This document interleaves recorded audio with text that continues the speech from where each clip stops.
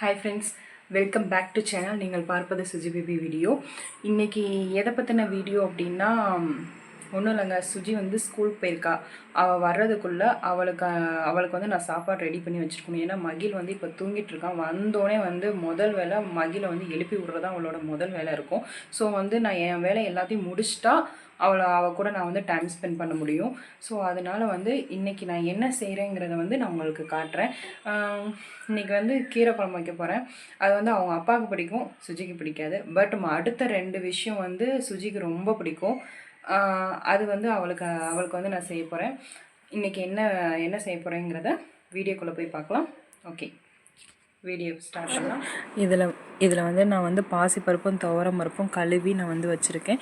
அதுக்கடுத்து கீரைக்கு அடுத்து வந்து பூண்டு, அடுத்து பச்சை மிளகா, அடுத்து வந்து நான் வந்து வெங்காயம், அடுத்து தக்காளிக்கு அடுத்து சீரகம், அடுத்து மஞ்சத்தூள், அப்புறம் கொஞ்சமாக உப்பு. இது எல்லாத்தையுமே வந்து இது எல்லாத்தையும் போட்டு அதுக்கப்புறம் தண்ணி வந்து தேவைக்கேற்ற தண்ணி வந்து ஊற்றி நல்லா வந்து மிக்ஸ் பண்ணி கீழே இருக்க பருப்புலாம் வந்து மேலே வர்ற மாதிரி நல்லா மிக்ஸ் பண்ணி நல்லா கிண்டி விட்டு அதுக்கப்புறமேல் வந்து மூடி போட்டு நான் வந்து க்ளோஸ் பண்ணி நான் வந்து அடுப்பை பற்ற வச்சிடுறேன். நான் வந்து அடுப்பில் வச்சிட்டேன். அடுத்து வந்து நான் என்ன ரெடி பண்ண போகிறேன் அப்படின்னா, ரெடி பண்ண போகிறது மசால் முட்டைங்க. அதுக்கு வந்து நான் முட்டையை வந்து வேக வச்சுருக்கேன். அது வந்து மசால் முட்டை நான் எப்படி பண்ணுறேங்கிறதையும் நான் காட்டுறேன்.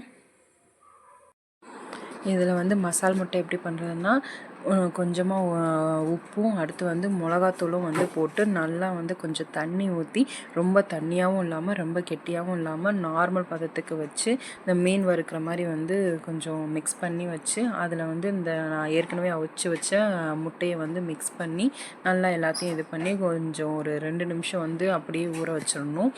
அதுக்கப்புறமேலும் வந்து தோசைக்கல் நல்லா காய வச்சு இதை வந்து போட்டு கொஞ்ச நேரம் வந்து கொஞ்ச நேரம் தான் ஹை ஃப்ளேமில் வச்சு அப்படியே அடிக்கடி நீங்கள் வந்து திருப்பிக்கிட்டே இருக்கணும். ஏன்னா இது வந்து கொஞ்சம் வெடிக்கும்போது நம்ம மூஞ்சியில் படுறது கூட நிறைய வாய்ப்பு இருக்குது. அதனால் அடிக்கடி திருப்பி போட்டுக்கிட்டே இருக்கணும். ஹை ஃப்ளேமில் இருக்கனால டக்குன்னு இது ஆல்ரெடி அது வந்து பாயில் ஆனதுனால நம்ம இந்த மிளகாத்தூள் உப்பும் அதில் மிக்ஸ் பண்ணுற அளவுக்கு வந்து அப்படியே கொஞ்சம் நேரம் இருந்து அப்படியே திருப்பி போட்டுட்டு இருந்திங்கன்னா மசால் முட்டை ரெடி ஆயிரும்.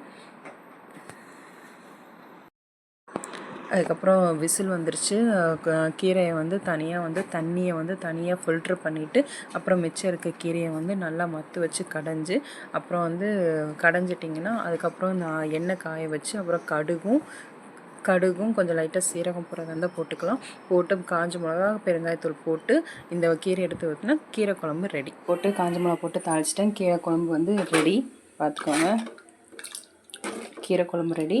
அண்டு சுஜிக்கு பிடிச்ச மசால் முட்டை ரெடி. அண்டு சேனக்கிழங்கு பொரியல் ரெடி. பார்த்துக்கோங்க, உதிரியாக பண்ணியாச்சு. இதுவும் ரெடி.